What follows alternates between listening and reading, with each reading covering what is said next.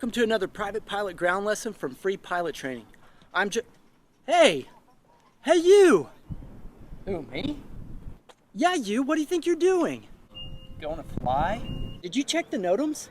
Why would I need to do that? I'm doing patterns, man. Bro, you need to check the NOTAMs. Each pilot in command shall, before beginning a flight, become familiar with all information available concerning that flight.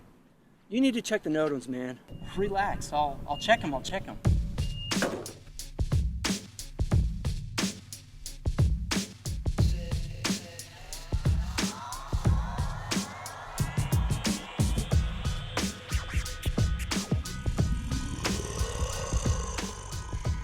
As you just saw, one of the requirements before beginning a flight is to become familiar with all available information concerning that flight. Now, I've discussed this reg in quite a bit of detail in some of my other lessons, but today I want to talk about some other information that concerns every flight in an aircraft, NOTAMs and the chart supplement. Let's start with the chart supplement, since that's a relatively easy topic. Back in the day, this thing used to be called the Airport Facility Directory, but that was so 2016. Times have changed, and now we call it the chart supplement. Now, I had a little bit of fun at the beginning of this video, but I think every seasoned pilot has forgotten to look at the chart supplement before flying at least once in their career.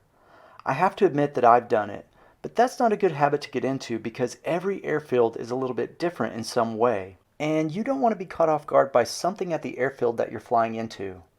The VFR sectional is an awesome tool, and it has almost all the information that you need to fly into an airfield. But the chart supplement is the official spot where you can find the most complete information on an airport or an airfield. Now, this video would be super long and boring if I just broke down every line in the chart supplement. But let's take a look at some of the stuff in here that I think you're going to find useful. As you've probably noticed, some of the airfields in here have a ton of information. Then some of them have very little. As you can see, bigger airfields like Tulsa International will sometimes even include an airfield drawing and all kinds of stuff, while airfields like Veneta Municipal have very little information. But there's also not much to know about that airfield either, except for the fact that they have the world's largest McDonald's and it's within walking distance of the runway. Not sure why they didn't mention that here. I think that's pretty important. But anyway, let's take a look at a few more things you should know when you look at this thing. First things first, we have the airport identifier right here. And that's nice because if you're using a GPS for navigation, you're going to need that information. As you can see, Tulsa has two. This one is the FAA code, and from what I've been told from some of the ATC controllers I've talked to, this is the code that they'd really like to get from you when you call them up and request a clearance or flight following. The second code is what we call an IKO, and the main difference is that this one has a country code in front of it. K is the country code for the lower 48 continental US. If for some reason you're flying in another country, that first letter would be different. It's actually a P if you ever go up to Alaska and fly up there. But anyway, next we have the distance and direction of the airport from the main part of town. As you can see, Tulsa International is about 5 miles northeast of town. And this is really handy to know, especially when you're flying at night, because airports can be kind of tricky to spot in the dark. Okay, here's another one that's handy to know. Any times that you see here on the chart supplement are given in Zulu time.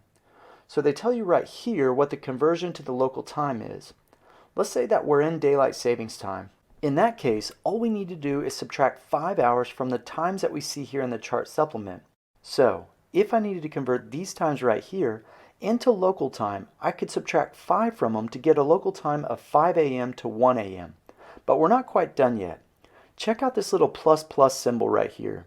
If you read the note about this up at the front of the chart supplement, what you'll find is that the plus symbol means that during periods of daylight savings time, the times you see here or the effective hours of operation will be 1 hour earlier. So these times are actually 4 a.m. to midnight. Remember this little plus thing, you're probably going to need that at some point. Next, we have the center point of the airfield. This is the centermost point of all the runways. When you put the letters KTUL into your GPS, this is where your GPS is going to take you.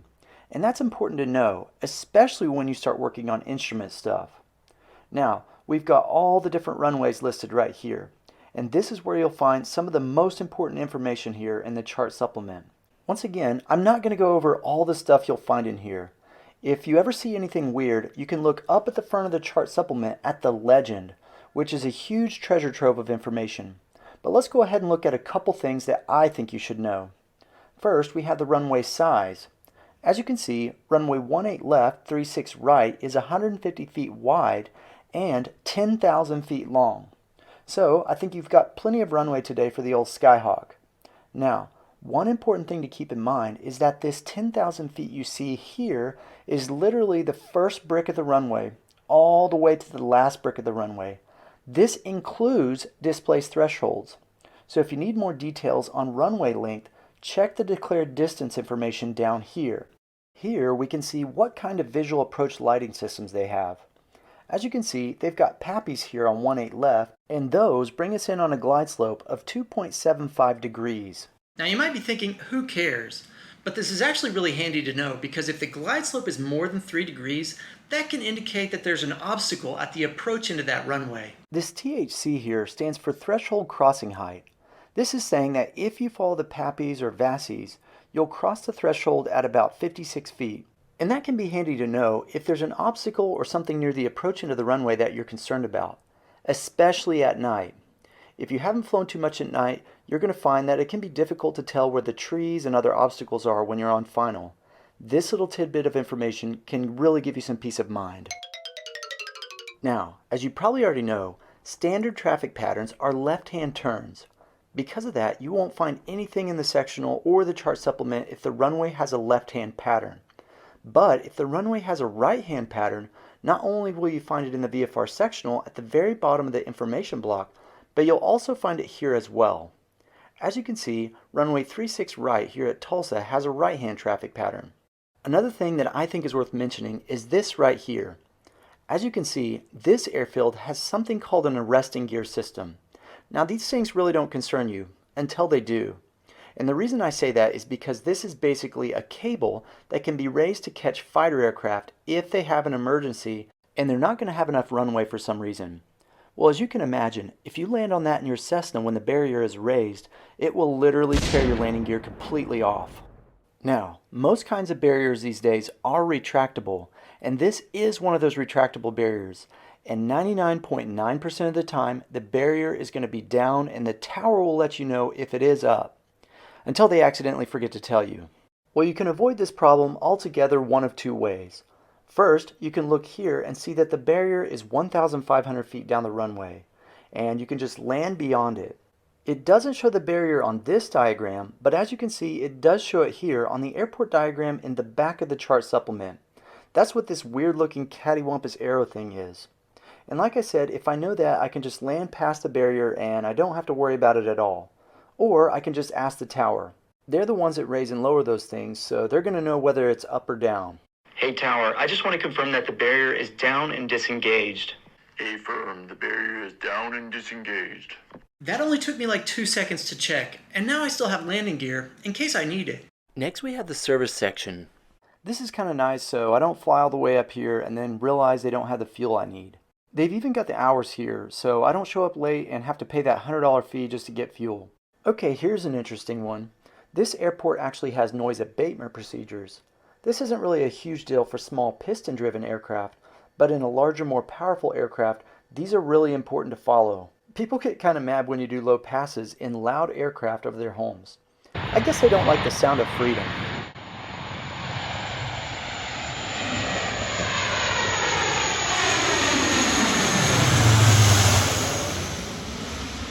Okay, this is an important section. As you can see, there's a lot of good information in here, but the most important information is right here. This airport is a big airport, so it's attended continuously, but at some airfields that's not always the case. Here at this airport, it's only attended from 1200 Zulu to 0400 Zulu. Once again, let's say that we're in daylight savings time, so I'll subtract 5 hours from these times, and once again we've got this little plus emblem here.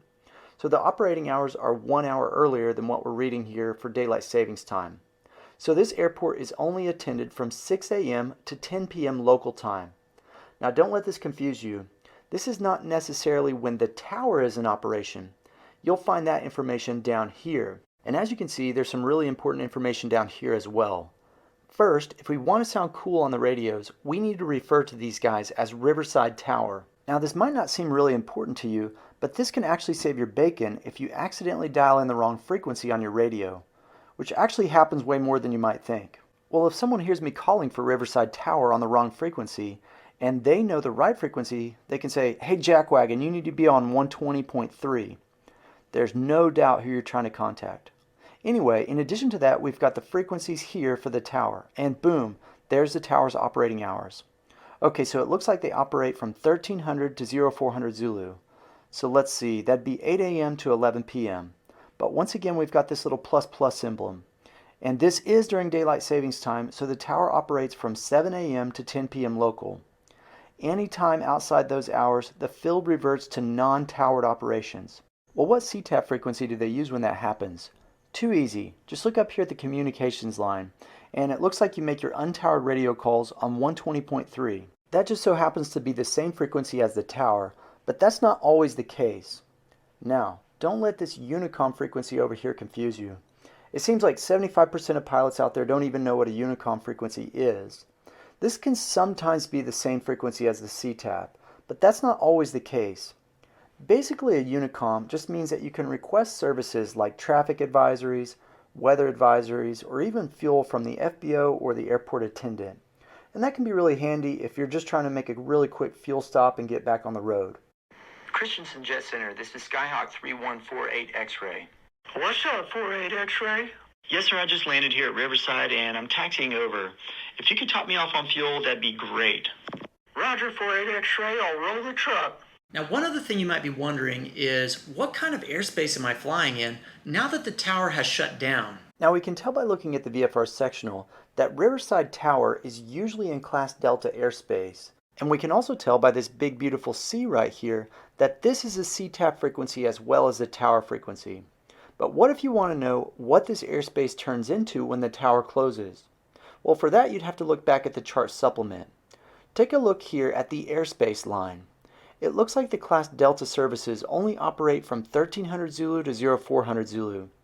Once again, that'd be 7 a.m. local to 10 p.m. local.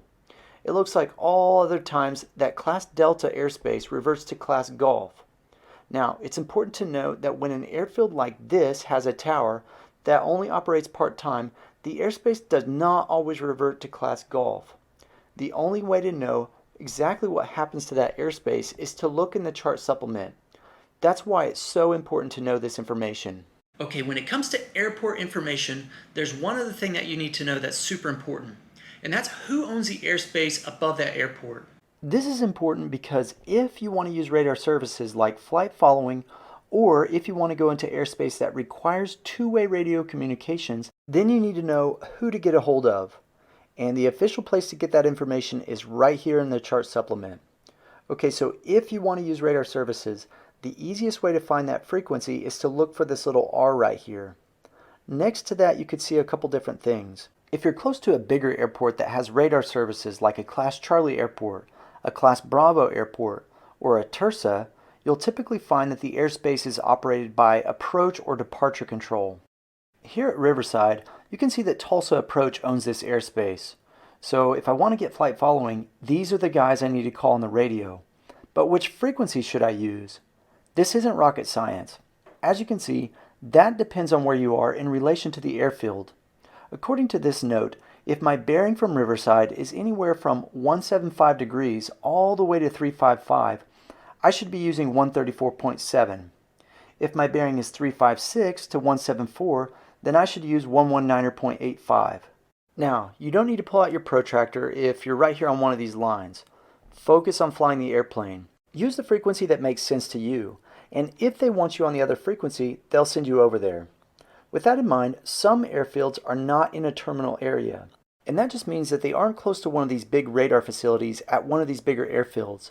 But just because you aren't near an approach or departure facility, that doesn't mean that radar is not available. By the way, approach and departure services are usually operated out of the same facility. We call this a TRACON facility, which stands for Terminal Radar Approach Control. That's a freebie. But anyway, sometimes you'll find that the airspace above your airfield is actually center controlled instead of being owned by a TRACON. As you can see, the airspace over this particular field is owned by Fort Worth Center. And you probably already noticed this, but their frequency is going to be 128.4. This is important to know for two reasons. First, center control radar is very limited. These facilities do have high power radar systems that work fantastic, but they can be limited by line of sight because the facilities are usually farther away from where you're going to be flying.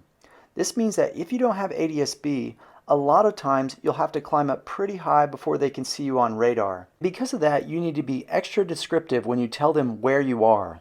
Fort Worth Center, Skyhawk 3148 X-ray. Skyhawk 3148 X-ray, Fort Worth Center. Fort Worth Center, Skyhawk 3148 X-ray. I am 10 nautical miles to the south of Weatherford, Stafford. Oscar, Juliet, Alpha, 3,500 climbing 5,500. I'd like to pick up flight following to Lawton Airport. Lima, Alpha, Whiskey. Skyhawk 3148 X-ray, radar contact 11 miles south of Weatherford, Stafford. Squawk 0123, altimeter 2994. 0123, altimeter 2994, Skyhawk 3148 X-ray. Notice how descriptive I was with that radio call. Even with a good radio call, because center controllers own a lot of airspace, they may still ask you to ident. No big deal. Just hit that ident button and that'll help him find you a lot easier. By the way, if he says ident and doesn't give you a heading, altimeter, or a squawk, you don't need to respond. Just hit the ident button. It's not a huge deal to say something when the radios aren't busy, but sometimes adding extra stuff can really clog up the radios. The other thing is that our radios can also be limited by line of sight, and because of that, sometimes you'll have to climb up a little bit higher to get a hold of a center controller. But sometimes using a different frequency can help solve that problem as well. Now, one other thing I want to mention is that some airfields don't show this little R. In this case, you can still find out who owns the airspace above the airport by looking at this little line that says clearance delivery. Notice here at Veneta Municipal, Kansas City Center owns the airspace above this airfield, but they don't give you a frequency for some reason. That's because the frequency you use is probably going to depend on where you're going. Now this is specifically designed for IFR pilots, but there's nothing wrong with using this to get yourself set up for flight following as a VFR pilot. All you have to do is call this number right here. Just keep in mind when you call this number, this is going to be a very rigid phone call. It's going to feel a lot like talking on the radio. Tell the guy on the other end everything you'd tell the ground controller right before taking off from a towered airfield.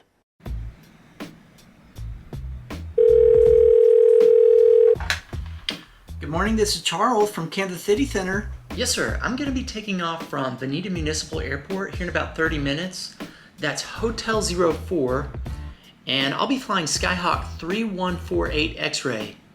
I'd like to pick up flight following if possible to Joplin Regional Airport, Juliet Lima November. Final altitude will be 5,500. Okay, Skyhawk 314 X-ray. Maintain VFR to Juliet Lima November. On departure, fly runway heading, climb and maintain 5,500. Contact Kansas City Center on 128.6, squawk 0231. VFR to Juliet Lima November, fly runway heading, climb and maintain 5,500. 128.6, squawk 0231. Skyhawk 3148 X-ray. 314 X-ray, read back correct. We'll talk to you in a few minutes. Sounds great. Thank you. Well, that guy seemed a little bit like a tool bag. Now I know that there's a bunch of other ways that you can snag the frequency for these guys, but I thought you might enjoy seeing another option that you might not be used to seeing. This is the way that you're going to be picking up IFR clearances out of these small airfields once you get your instrument rating. So if you already know how to do that, you're one step ahead of everyone else. Let's look at one more thing you should know about the chart supplement. In addition to all the information we just discussed, the chart supplement also gives us details on different activities that happen on or in the vicinity of an airport. This can be anything from glider operations to parachute jumping, a bunch of different stuff. Now, if you've ever looked at the VFR sectional, you've probably seen a symbol like this on there. And as you might have guessed, this little parachute lets you know that parachute operations of some kind happen there on a regular basis. But if we want to know when and where that happens, we need to look in the chart supplement. Now, a lot of that type of information will be in the remarks section of each airfield, but parachute jumping information has its own section here in the supplement. If you ever have trouble finding something in here, just be sure to look at the table of contents up at the front of the book. And as you can see, parachute jump information is kind of close to the back. As you might have already noticed, in order to decipher this thing, you kind of have to use it backwards. I'm guessing that this parachute symbol is roughly 30 miles northeast of the Little Rock Airport. So we'll find the Arkansas section in here, and it looks like there are 2 possible drop zones right in that area. I just so happen to know that these are actually the same place. They're just surveyed a little bit differently so the military can use them in different ways. So let's look at the first one here. As you can see, the name of this particular area is called Blackjack Drop Zone. It's exactly 33 miles northeast of Little Rock at a bearing of 010 from the VORTAC. Notice here that the chart supplement gives us the maximum altitude that these drops should be occurring. If you read the notes, you'll notice that these altitudes are usually in MSL unless otherwise noted. As you can see, the max drop altitude here though is actually 3,000 feet AGL. So if we want to avoid getting into a dangerous situation, we need to fly at least 4,000 feet MSL, preferably higher. Then we can see over here when those drops typically take place. Now you probably noticed that these are some pretty generic times. If you want more detail on those times, you have to check the NOTAMs, which we'll discuss more here in just a minute.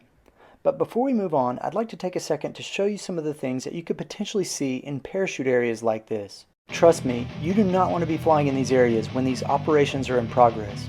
Yes, it's cool to watch, but do you know which direction these guys are coming from when they make these drops? Probably not. Please pay attention and try to avoid these areas during the hours of operation. That'd be terrible for someone or something to land on top of your Cessna 172. Keep in mind, there's a lot more stuff in the chart supplement than what I just discussed. I highly recommend taking a minute today to skim through that thing and see what's in there.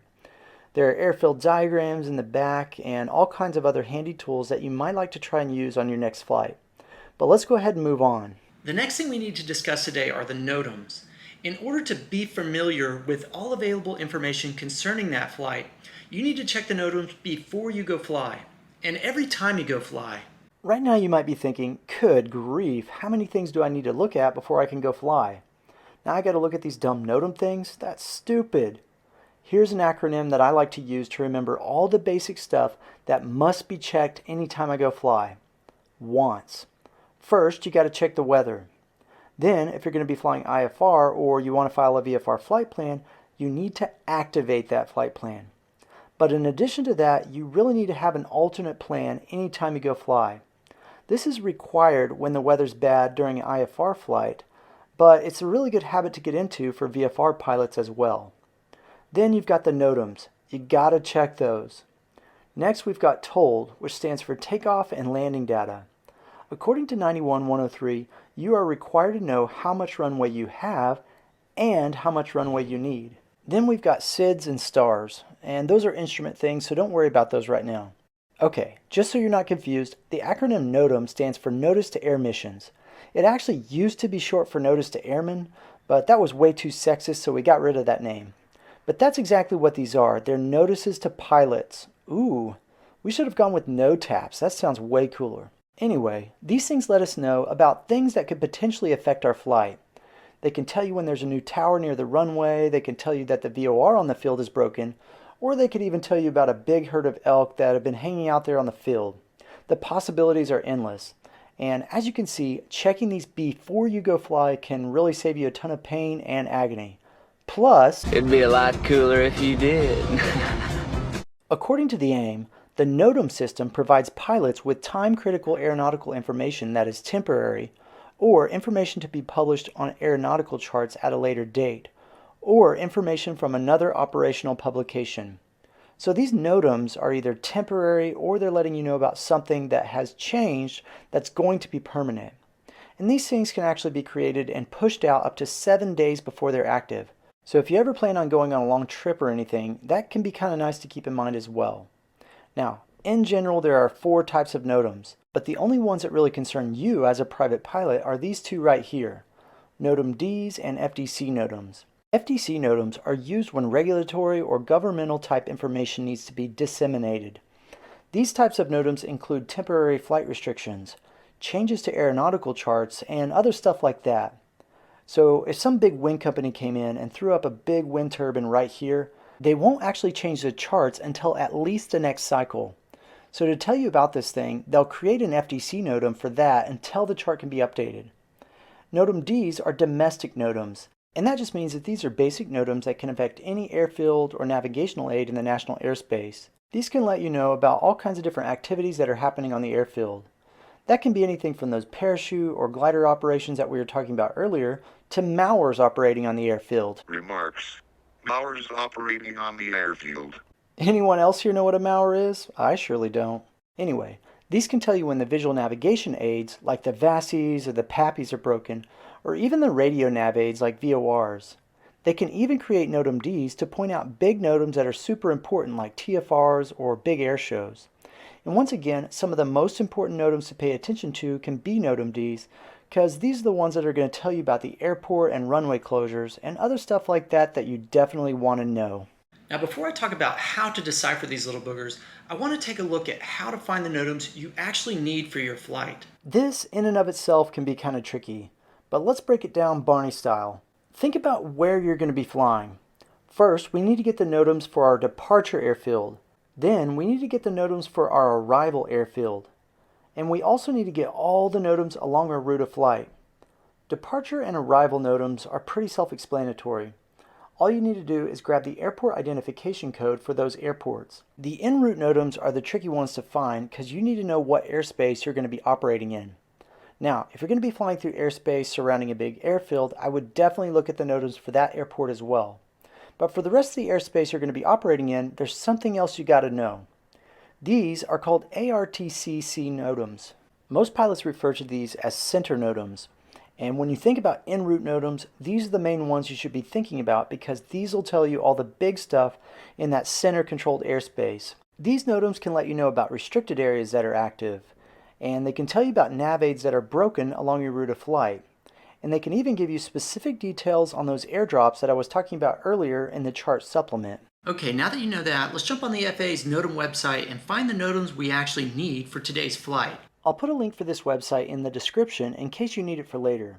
There's also a link down there if you'd like to support this channel by purchasing some free pilot training gear if that interests you at all. Okay, let's go ahead and agree with this thing that we didn't actually read, and now that we're here, we need three things. We need the airport identifier code for our departure airport, the code for our arrival airport, and we also need the identification code for any airspace that we're going to be flying in. And probably the hardest part about getting these NOTAMs is knowing which code to use for these en route NOTAMs. Now, if you have ForeFlight, it's super easy to get this code. You just touch the airspace that you're going to be flying in. Then, as you can see, Memphis Center owns all this airspace. And if I zoom out, I can see how much airspace they actually own. If I click over here on details, it'll actually display the code right here. So the identifier code for Memphis Center is KZME. Now, if someone from the FAA is watching this, I'm begging you right now. Please, please, please put these codes in the chart supplement. Yes, I know that they're easy to grab off of ForeFlight, and it is possible to find maps like this by Googling ARTCC boundary map, but it'd be really nice to have these codes in the chart supplement. I mean, you guys put the IKO for each airport in there for crying out loud. Anyway, if you're not using ForeFlight, I highly recommend taking a screenshot of this map. You legally need to use these codes to get your en route NOTAMs. By the way, I know that there are a bunch of CFIs that watch these videos. I'd really appreciate you guys sharing your techniques for finding these codes for those students who don't have ForeFlight. I'm a ForeFlight baby, so I can't figure out where else to get these codes. Anyway, off my rant. Let's go back to the FAA's NOTAM website. Now, with the exception of the ARTCC chart, this NOTAM website is pretty decent. All you have to do is type in those codes that we just mentioned, and since this is a US site, we don't need to put the K at the beginning of these codes. So let's see, we'll say we're departing out of North Little Rock, which is ORK, then we're going over to Conway, which is CXW, then we'll grab the LIT NOTAM since we're going to be operating underneath their airspace. Then we'll grab the Memphis Center NOTAMs by typing in ZME. Now, one other type of NOTAM that I like to check on here are the GPS NOTAMs. If you're flying VFR, you really don't have to check these, but it's nice to know when there's going to be a bunch of satellites out of service. Okay, now we have a few things that we need to comb through, but don't worry, this is way easier than it looks. The key to solving this riddle is in the AIM in section 5-1-3. Whether you're looking at these NOTAMs in this really simple format from the FAA's website, or if you're looking at the actual NOTAM printout like this, it's important to keep in mind that every NOTAM must have a keyword and a location identifier in it. Remembering that will help you quickly determine whether or not a specific NOTAM applies to you. Before we get into that, here's something kind of new. This isn't really a NOTAM, but sometimes you'll see these little graphic depictions of the airfield that can give you an idea about some of the upcoming construction projects that they may have going at the airport. This can help make some of these NOTAMs a little bit easier to read. Anyway, let's decipher some NOTAMs now. If you have a name available, I highly recommend turning over to 5-1-3. In here, there's a great little table that shows you some of the keywords that'll really help you with these things. Okay, so check out this little guy. This little D right here is telling you that this is a NOTAM D. So this is not a regulatory NOTAM. This is just a basic NOTAM that's telling us something that we might want to know that's happening in the national airspace. Next we have our location. As you can see, this NOTAM is for LIT. That's Adams Field, and I picked that because we're going to fly underneath their Class Charlie to get over to Conway. So I'm not concerned about every NOTAM over there. I'm mostly concerned about airspace and a few other things. Alright, here we have the NOTAM number. I have never needed this, but in case you do, I guess it's there for you. Next we have the keyword. Notice the keyword in this NOTAM is communications. If I'm going to be getting flight following, this might concern me. If not, I might just move right on and continue down the NOTAM list. But let's say I'm going to be using my radios today, so we'll take a closer look at this guy. As you can see, this NOTAM starts on May 1st, 2023 at 0400 Zulu. And it's a permanent NOTAM. So they either don't know when this is going to get resolved, or they don't have plans to fix whatever this is. Next we have the condition. This says COM remote COM outlet 255.4 U/S. Okay, what the heck is this U/S? Here's where you can dig out this table from the AIM that gives you more details on that. But as you might have guessed, U/S stands for unserviceable. So 255.4 is broken. Well, that might be kind of nice to know if you're flying a C-130, because that's a military UHF frequency for the flight service station. But no one else cares. So let's see what's next. Ah, no little d here. This must be an FDC NOTAM, and it looks like our location is ZME, so this is a center NOTAM. And the keyword is airspace. Well, I'm kind of concerned about airspace today. There happens to be a couple restricted areas directly north of the field where I'm taking off from. So I'm going to be watching for those when I'm looking through these. Anyway, it looks like this NOTAM has been around since 2017. And this one's permanent as well. Now there is something you should be aware of about permanent NOTAMs. When you go fly, you're going to get really familiar with these, but you still need to glance at them to make sure they haven't changed. And if you call a flight service station to get your NOTAMs, they will actually leave these out of the briefing if you get your NOTAMs that way. So if you fly into a new airfield, you really need to take a look at the NOTAMs even if you do get a briefing from the FSS. Anyway, let's go back to this NOTAM. Airspace UAS. Okay, let's figure out what UAS stands for with our chart. Unmanned Aircraft System. Okay, so at this lat long, or 5.2 miles northeast of Vicksburg, someone could be flying a drone up to 400 feet AGL. Okay, well I'm not going to be operating anywhere near there, so I don't care. Next. Okay, we have LIT, and the keyword is procedure. Procedure changes are usually adjustments to instrument approaches and that sort of thing. Let's see. Yep, it looks like they made some changes to the RNAV minimums over there. That doesn't concern me at all today. Looks like we actually have a few of those, so let's get down here to this ZME one. Okay, so the keyword here is route. It looks like they made a change to one of the MEAs over on Victor 71. That's an IFR route, so that doesn't really concern us today either. Looks like we actually have a few routes on here with some changes. Once again, we're VFR, so I don't care about any of those. Ooh, airspace though. That could be important. RDO altimeter unreliable. So this particular code isn't in the AIM, but this actually stands for radio altimeter or radar altimeter. This is the infamous 5G NOTAM everyone's been super concerned about. Yeah, 5G is a serious problem when it comes to these things. It's actually causing GPS issues too. But for some reason, we're more concerned about having fast internet for our kids watching those dumb tablets 24/7 than aircraft safety. But let's get off that topic before I start losing too many subscribers. Okay, another route. Obstruction. Obstruction tower lighting U/S. So there's a light bulb burned out on this tower.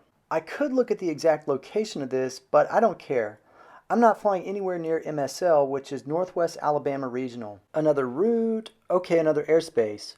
May 2021 to January 2024. We may have a winner. Oh, someone's doing aerobatics here. It looks like within a 1 mile radius of this location here. This is a radial DME, so it's on the 297 radial from Nashville at 25 miles. Yep, doesn't apply. Next we have another procedure at LIT. CXW. That's our arrival airport. The keyword is aerodrome, which is another word for airport. And looky there, another 5G NOTAM. Actually, the next two is the same NOTAM over Adams Field and North Little Rock. Thanks, 5G. I don't know what we ever did without you. Okay, more Memphis Center stuff. Airspace. This could be important. The dates are applicable. Airspace R3702B active, 10,000 feet to flight level 220. So it looks like we have 3 active restricted areas. Now if you want to save a little time, don't play this game of where's the restricted area. The fastest way through these things is to look at your route of flight and see what airspace is nearby first. If I zoom in here, you can see that there are 2 restricted areas along my route of flight, but it's R2403 Alpha and R2403 Bravo. And these ones in the NOTAMs are nowhere near where I'm going to be flying today, so I couldn't care less about them. Okay, another route, don't care. Procedure, don't care. Another route. Looks like there are a couple aerodrome NOTAMs over at LIT. Once again, these are referring to the airfield, and I'm not actually flying over there. Oh shoot, the wind cone over there is not standard. I'm not sure what we're going to do. Cancel the flight! No, we're not going to do that. If I was going to be flying over there, I might be concerned about these taxiway closures, but I'm not, so I don't. Here's a keyword we haven't seen yet. NavAid. Now for today, the only one I might be concerned about is the VORTAC over there, if I was wanting to use it. But it looks like it's the ILS that's down over on 4 left and 22 right. So I think we're going to make it. Okay, there's another aerodrome NOTAM that I don't care about. Ooh, services. What's that? Runway 4 left, RVR unserviceable. RVR stands for Runway Visual Range. And this is kind of an interesting contraption. This basically shoots a laser beam out that can give us the visibility in feet right there at the runway. Don't worry, you'll learn more about this when you go for your instrument rating. Okay, more aerodrome stuff over at LIT that I really don't care about. Another NavAid over there. Once again, it's not the VORTAC, so I'm not too worried about it. There's another tower with a bulb burned out. Wow, they really need to hire someone to change those bulbs out. Not going to be me. Okay, here are my GPS NOTAMs.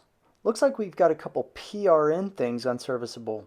If you look it up, PRN stands for pseudo-random navigation. Basically, all these are saying is that the number 22 and the number 28 satellites aren't sending out a good signal. On some GPS systems, you can actually type these numbers in and tell your GPS that you don't want to receive a signal from either one of these guys. That allows you to treat these satellites kind of like you do your in-laws. Just kidding, you didn't hear that from me. Anyway, some GPS systems will actually exclude those bad satellites for you. Once again, this is going to be more important for instrument stuff. Next, we have another bulb that's burned out. Here we go. This is an interesting one. It's another airspace NOTAM for Memphis Center. It's valid starting on May 1st through May 22nd, and it's affecting ADS-B. We could click on this to get the full lat long, but I'm not super worried about it. I'm not operating in any airspace where I even need ADS-B today, so who cares? Okay, looks like we have a few more towers here with burned out bulbs. Now I do think it's worth mentioning that these might be a little bit more of a concern at night. If I'm going to be flying at night, I may want to take a closer look at where these are. More airspace. Airdrop. Let's see where this is. Looks like from the LIT VORTAC, it's a bearing of 338 at 33 miles. And it goes to the 017 radial at 35 miles. Now if we pull out the old plotter, as you can see, this is that airdrop area that we were talking about earlier. So they're telling us here that this is a roughly 3-mile corridor from here to here, and the times you can expect for this is from 1400 to 0500 Zulu. And these times are going to be a lot more accurate than what you see in the chart supplement. Now check these next 3 NOTAMs out. Every single airport on our list today has one of these. These are called pointer NOTAMs. Notice the letter ZME in here. As you can see, these are pointing to that NOTAM that we just talked about. That's kind of weird. They must think that NOTAM is really important or something. Now, they don't do this with all NOTAMs. So you need to check the en route NOTAMs every time still. But this is something nice to look out for. Okay, more airspace. Looks like another drone operator out there. Then we have a couple more burned out bulbs. More drones. Ah, what's this? Nav GPS may not be available within a 264-mile radius of these areas? Wow, that one seems important. Let's save this one for last. Looks like we have a couple more airspace NOTAMs in here. And then it looks like the Meridian MOAs are going to be active. Those are nowhere near where I'm going to be flying today. But here's a pop quiz.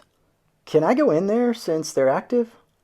Yes, you can as a VFR aircraft, but would it be smart? Not really, but it's totally legal. Okay, we've got a couple more drone operators here. Ah, another restricted area. Let's see. I had to double check, but nope. I'm only concerned about 2403 Alpha and 2403 Bravo today. So I'm not concerned about this one either. Now, that's the last NOTAM, but let's talk about that pesky GPS NOTAM we just mentioned a second ago. Now, I know I'm VFR, so I probably don't actually care, but I'm just curious.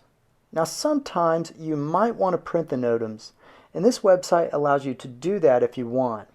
Let's scroll up here and click on this little PDF thing and download these. I know, these are really painful to look at when they're in this raw form. But just remember what I told you. Look for the keyword and the location. Let's find that pesky GPS NOTAM. Looky here, it has the keyword GPS all over the place in here. Then it has our location of ZME. So now let's see where this thing is. It looks like it's centered around this lat long here. I'm lazy though, so I think I'll just use this radial DME. This NOTAM is saying that at flight level 250, this thing is causing problems within a 216-mile radius. At 10,000 feet, they're seeing issues at 151 miles. Then at 4,000, the range is 106. And at 50 feet AGL, your GPS could have issues within 54 nautical miles. Now my curiosity is piqued. So I threw this point in ForeFlight to get a closer look at what this could possibly be causing this GPS anomaly. Interesting. This dot is within a half a mile of a radio tower of some sort. Could this be a 5G tower? There's really no way to be sure unless we zoom in and enhance the footage.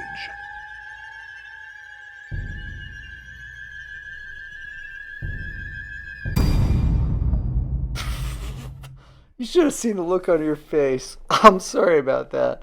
But it does make you wonder, doesn't it? And while this might not be a huge deal if you're flying VFR, you can imagine how concerning it could be if you're flying in the clouds and you completely lost your GPS. And now that you know about this area, you can go around this airspace if you need to. Before we end today's lesson, I do want to briefly mention another set of publications that are really handy to know about. If you ever need just a little bit more information when it comes to something in aviation, the FAA has got your back. Watch my back! Your back just got punched twice. Thank you! I'm just kidding. They really do in this case. If you need more information on a specific subject, the FAA actually writes special articles that are designed to clarify a lot of stuff that you find in the regulations and other publications.